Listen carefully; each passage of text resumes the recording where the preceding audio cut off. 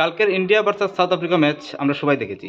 আমি একটা প্রশ্ন করি, এই বোলার নিয়ে যদি একটা টিম জিততে না পারে তাহলে আর কোন বোলার নিয়ে টিম জিতবে? অর্শদীপ, বুমরা, বরুণ চক্রবর্তী, অক্ষর পটেল, হার্দিক পান্ডিয়া, বলেন কোন স্টার বোলার নেই? কোন স্টার বোলার ছিল না আর কোন স্টার প্লেয়ার নেই? তাহলে প্রশ্ন হলো, এই ম্যাচটা ভারত হারলো কিভাবে? আমি একটা জিনিস অবজার্ভ করলাম, জানি না আপনার মতামত অবশ্যই জানাবেন।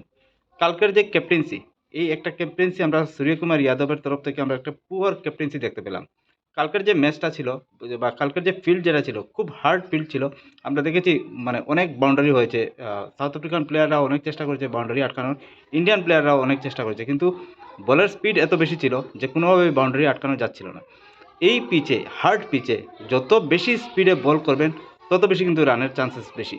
এবং আমরা এটাই দেখেছি। আমি নিজে একজন মানে এত বড় ক্রিকেটার নয়, কিন্তু আমি একজন ভালো বোলার ছিলাম।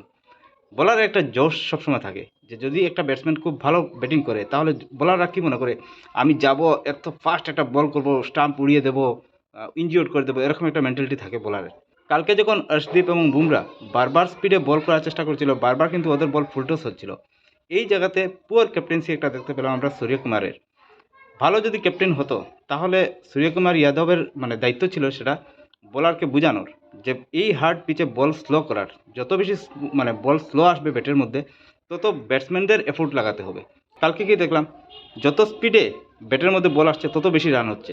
তা কুইন্টন ডিকক হোক বা আদার প্লেয়ার, যে কোনো প্লেয়ার সবাই কিন্তু একই গতিতে ব্যাট করে যাচ্ছে এবং একটা পুয়ার ক্যাপ্টেন্সি আমরা দেখতে পেলাম। না হলে এই মানে বোলার নিয়ে যদি একটা টিম এই বোলারের এগেনস্টে যদি 214 রান করে নেয় টি-20 ম্যাচে স্পেশালি, তাহলে কিন্তু একটা ম্যাচ 50% ওর মানে ওর দখলে নিয়ে নিয়েছে। একটা সাইকোলজিক্যাল প্রেশার থাকে, এই সাইকোলজিক্যাল প্রেশারটা কালকে ইন্ডিয়া টিমের মধ্যে ছিল। এবং শুভমান গিল, আমি জানি না কি একটা ব্যাটসম্যান, এত ভালো একটা মানে ব্যাটসম্যান, টেকনিক্যাল ব্যাটসম্যান, কিন্তু বারবার এত ভালো ভালো চান্স পাওয়ার পরও বারবার কিন্তু এই ব্যাটসম্যানটা ফেলিয়ার হচ্ছে। আর সূর্যকুমার যাদব যখন থেকে ক্যাপ্টেন বনেছে, সূর্যকুমার যাদবের যে ফর্ম কোথায় গেল মানে আমরা কিছু বুঝতে পারছি না। তো এইসব ওপেনিং ব্যাটসম্যান একদম failure, poor captaincy, poor bowling.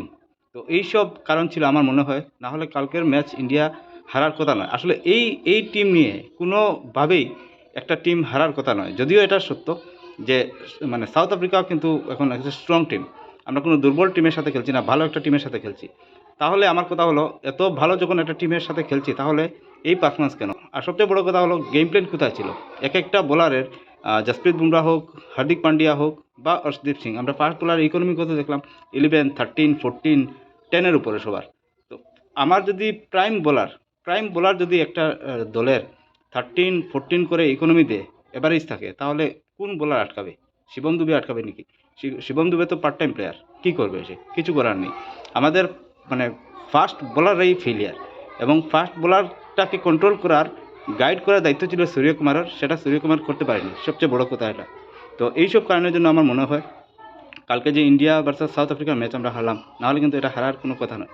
আপনার কী মতামত অবশ্যই কমেন্ট করে জানাবেন।